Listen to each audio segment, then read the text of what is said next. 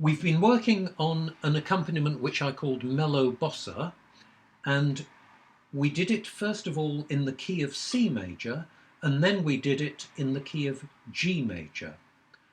Your rule for improvising was the same in both keys, but obviously you needed to adjust it to the new key. So in C major you could use the notes of the C major scale, but you had to leave out one note, namely F. In the G major version, you could use the notes of the G major scale, so you used F sharp instead of F, but you had to leave out one other note, which was the equivalent of F in the old key. And in the new key, I didn't tell you what the note was, I left you to work that out. Hopefully you did that fine. Now we're going to, both those were quite short, so we're going to make the music a bit longer and a bit more interesting and a little bit more complicated because we're going to have it changing key. It's going to start in G major, exactly the same as before, with the same intro.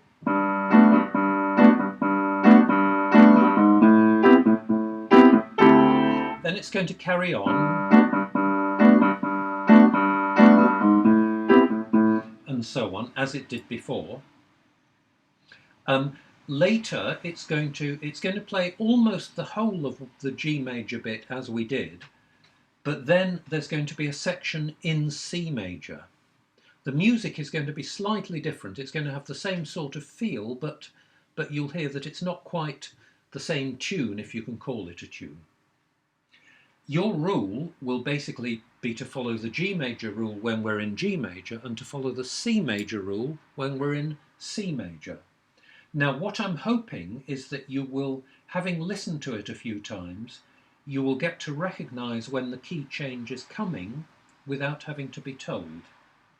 I'm going to play through the whole thing now and with pauses and point out where it's changing. So, as I say, it starts as before. Don't improvise over this, by the way, just listen.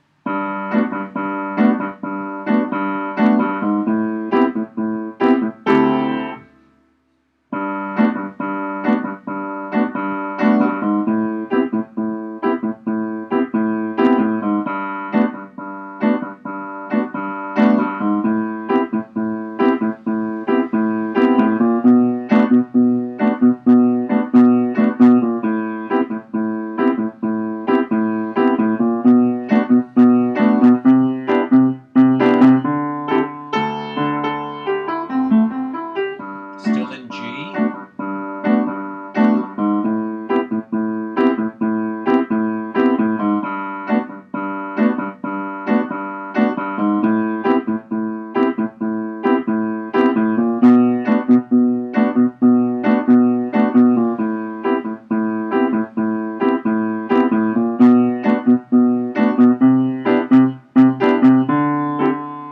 Now at that point in the original, we basically did this again.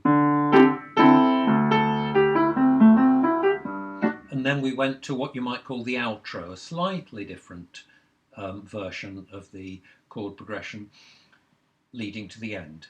But this time, instead of doing that, instead of going straight to the outro, we do this.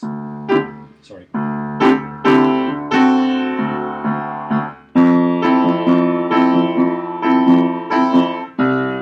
So we're now in C major.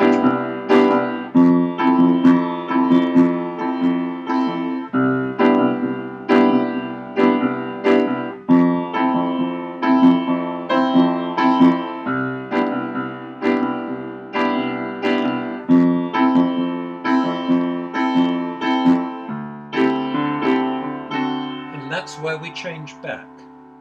So,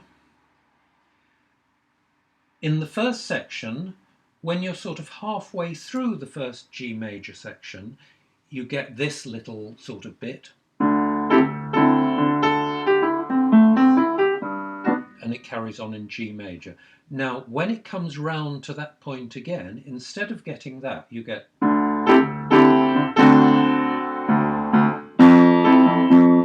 That's the crucial note, telling us that we're no longer in G major, we're in C.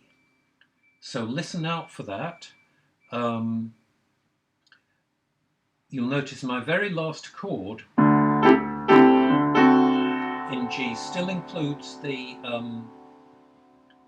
F sharp, so we haven't actually changed at that point. That's the first chord in C. However, that doesn't really matter. If you follow the C major rules, you're going to be avoiding both F sharp and F, so you can move to C major at some point as that's happening. So the C major music sounds like this.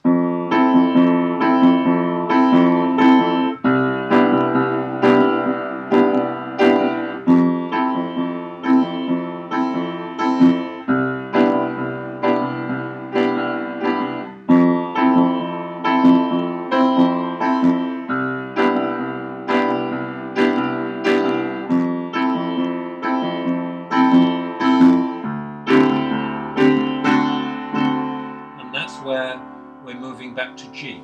And when we move back to G, sometimes I go through the whole thing again, but that makes it quite long. So at the moment, I'm just going to go straight to the outro. So it's going to go.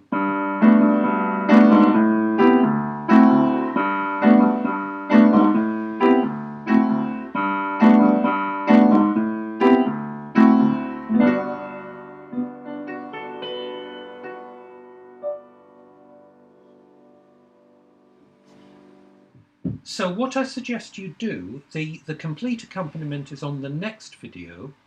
What I suggest you do is, first of all, listen to it all the way through without playing. See if you can spot where the key change comes. Basically get used to the music, so you don't have to be told when the key change is coming, because that's good if you can get to that. If you're not sure, if you're still confused, come back and have another listen to this one, and see how you get on. As always, if you make a mistake, it really doesn't matter that much. Just have some fun with it. So that's the end of this video. The next one will be the complete accompaniment in the two keys.